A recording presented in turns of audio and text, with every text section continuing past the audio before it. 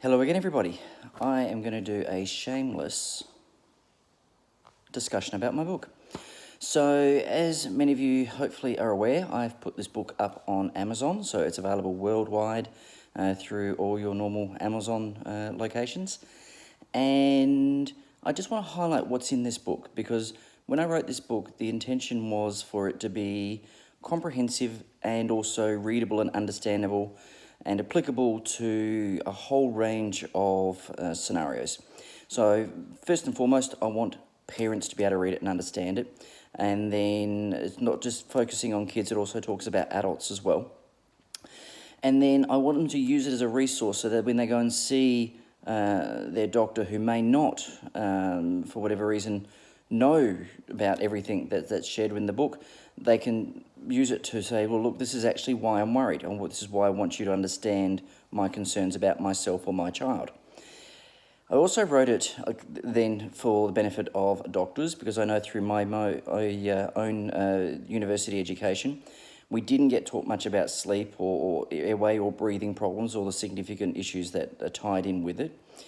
And I also wanted to help other professions, dentists, well, not just dentists, but the dental profession, the dentists, hygienists, therapists, speech and language therapists, occupational therapists, chiropractors, pretty much osteopaths, you name it, I wanted to help. And the reason I wanted to help is that I want a comprehensive and thorough reassessment of the significance that we give to breathing and sleep. And these are fundamental, basic elements of wellness. And if we neglect sleep or we neglect breathing, then we are neglecting wellness. So when I wrote the book, if I just sort of explain how the book was structured at the time, opening up to inside. So I thought the important thing to start with, let's talk about what's normal breathing. You know, what is breathing and what's normal? How do we do it? Why do we do it? How does it all happen? Because if you don't understand the normal, then you cannot understand the abnormal. And then I talked about, different types of airway obstruction. So, and what can cause those types of airway obstruction. And when I did so, I had, a good number of things there. There's 6 different categories of how things could be divided up with regards to the causes of airway obstruction. And then I wanted to really focus on the consequences. And the way I structured that was to look at body systems. So what are the body systems I looked at particularly? Well, I looked at the breathing system, because that goes wrong, the cardiovascular system, the neurological system, the gastrointestinal system, the endocrine system, the immunological system, skin, the musculoskeletal system, and the genitourinary, which is basically like reproductive and the urinary system. They all go wrong. That's every single part of your body. Every single part of your body goes wrong when you can't breathe properly. So with that in the background, then I went and talked about how we can go and assess and investigate for these breathing problems, and then went through a whole range of treatment options. And I know I'm an ENT surgeon, but it wasn't just about surgery.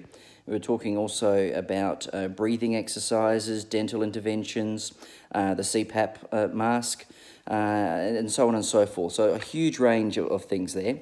And then sort of looking at, what happens when we do these things? Like, what are the improvements that we are, that are evident once these things are done? And then a little summary about, take-home messages. So that's the gist of the book. And then just to sort of give people, absolutely random things. So, I'm not hacking this or cheating this. I'm just going to sort of flick through and just pick a random page. And I'll just pick something off that page that I think is just worth sharing just at random. So here we go. Stop. Okay.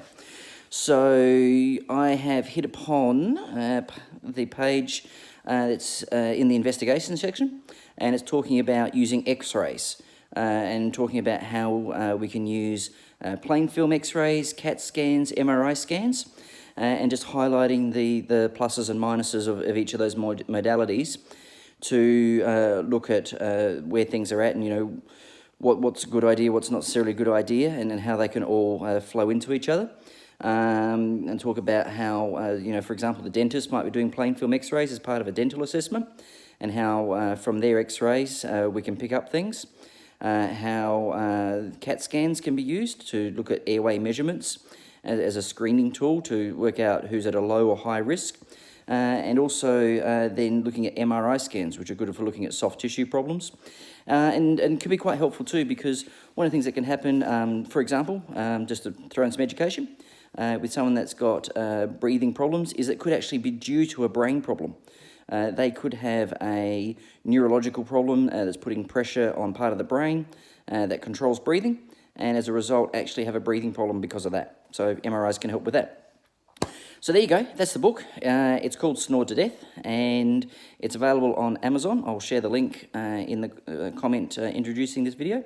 And look, it's, I'm unashamedly biased to say that it's a great book. So there you go, there's your recommendation. Thanks, guys.